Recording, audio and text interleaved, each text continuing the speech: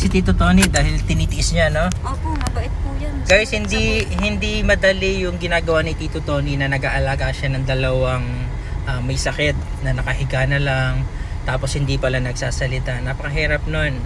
Pero kinakaya niya, and then napansin ko yung mata niya malabo.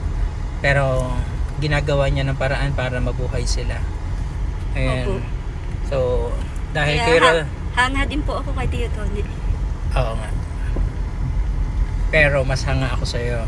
Kasi yung ibang tao wala nang pakialam sa mga ganyan eh. Pero ikaw, naiisip mo pa rin sila. Kaya, Kasi po kadugo ko po siya eh. Totoo Lalo na yan. po si Ate Karen. oo nga no. So, guys, para dun sa ating mga kaibigan dyan, kasi aaminin ko, lagi ko sinasabi sa inyo na hindi po ako politiko, hindi po ako mayaman na tao. Magtulong-tulong po sana tayo sa maliit na bagay. Pag pinagsama-sama po natin yan, malaking tulong po yun para sa mga tao na katulad po nila. And napakaswerte mo dahil kumpleto ka, wala kang sakit.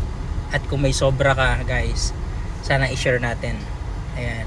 So, Ate Rosalie, dito na lang tayo, di ba? So, maraming salamat sa iyo sa oras mo, at sana magkita pa ulit tayo sa susunod. Dahil ako, pangako ko, pag meron ako kahit konti, papasya lang kita. Pangako yan.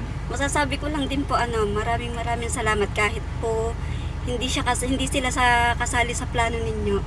Nung nag-open po ako sa inyo, hindi po kayo nagdalawang isip. Alam mo gagawin natin?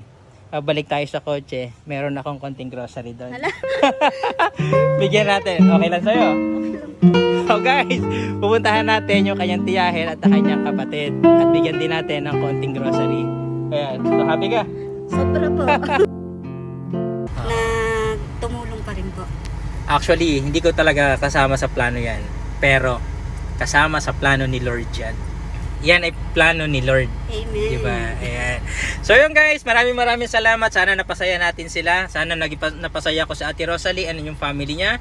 At ganoon na rin yung pinuntahan natin na kapatid niya at tita niya. And kayo guys, sana lagi kayo maging mabuting tao at mas piliin nyo na maging mas mabuti. God bless everyone. Kita-kita po ulit tayo. Maraming salamat po. Ayan. God bless. Ingat po ha. Sige po. Bye-bye. Message mo ako lagi ha, Rosalie. Bye-bye. Marami.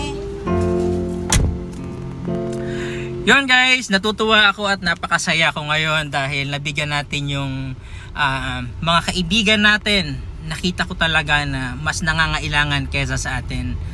Guys, sana naman suportahan nyo ako sa pag-iikot ko nito. Hindi po ito ang tema ng pagbablog ko dahil komedyante po ako. Pero guys, yung kaunting blessing na natatamo natin, sana ay pagsama-samahin po natin at napakadami po nating mga kababayan na mas nangangailangan po ng tulong natin. Lagi nyo pong tatandaan, life is too short.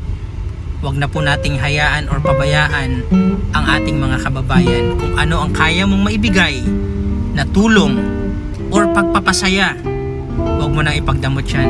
Ibigay na natin. God bless everyone. Muli, ito si Rudy Bulaho na laging nagmamahal at nagpapasaya sa'yo. Pero ang haba.